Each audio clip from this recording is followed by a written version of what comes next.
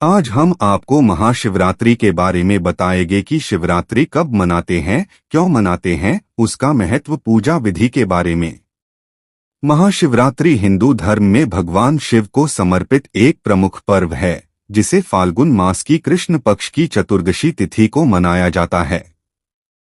इस दिन को शिव पार्वती के विवाह उत्सव और शिवलिंग के प्राकट्य दिवस के रूप में विशेष महत्व प्राप्त है। शिव भक्त इस दिन उपवास रखते हैं, रात्रि जागरण करते हैं और श्रद्धा भाव से भगवान शिव का व्रत रखते हैं। महाशिवरात्रि आध्यात्मिक जागरण और आत्मशुद्धि का पर्व है। इस दिन किए गए उपासना, व्रत और ध्यान से जीवन के कष्टों का नाश होता है और भक्त को मोक्ष की प्राप्ति होती है। शिव पुराण में इसे अत्यंत शुभ एवं फलदायी माना गया है। शिव पार्वती विवाह, यह दिन भगवान शिव और माता पार्वती के विवाह का प्रतीक है। शिवलिंग प्राकट्य, माना जाता है कि इस दिन भगवान शिव ज्योतिर्लिंग रूप में प्रकट हुए थे। कर्मों का फल, इस दिन व्रत, पूजा और रात्रि जागरण करने से जीवन के पापों का नाश होता है। सृष्टि का आरंभ, कुछ मान्यताओं के अनुसार शिवरात्रि के दिन ही भगवान शिव ने ब्रह्मांड की रचना की थी। अब हम महाशिवरात्रि की कथा सुनते हैं। समुद्र मंथन और हलाहल विष की कथा। जब देवताओं और असुरों ने समुद्र मंथन किया, तब समुद्र से हलाहल विष निकला। इस विष के प्रभाव से संपूर्ण सृष्टि नष्ट होने लगी।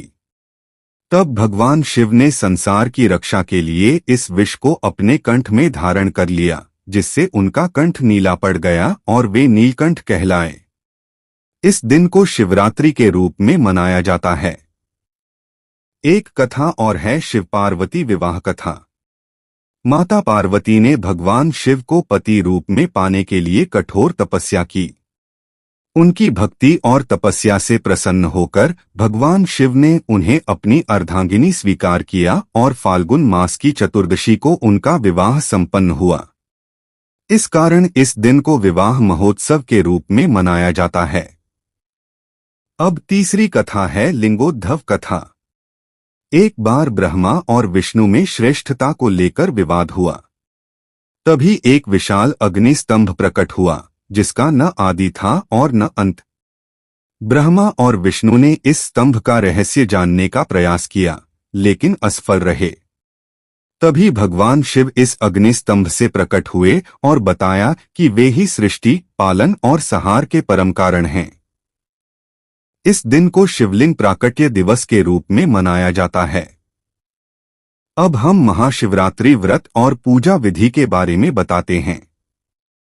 इस दिन भक्त दिन भर उपवास रखते हैं और फलाहार या जल ग्रहण करते हैं। कुछ लोग केवल जल और बेलपत्र अर्पण कर व्रत करते हैं। व्रत रखने से मानसिक और शारीरिक शुद्धि होती है। महाशिवरात्रि पूजा विधि के बारे में बताते हैं। शिवरात्रि की पूजा 4 प्रहरों में की जाती है। प्रथम प्रहर गंगाजल या दूध से शिवलिंग का अभिषेक।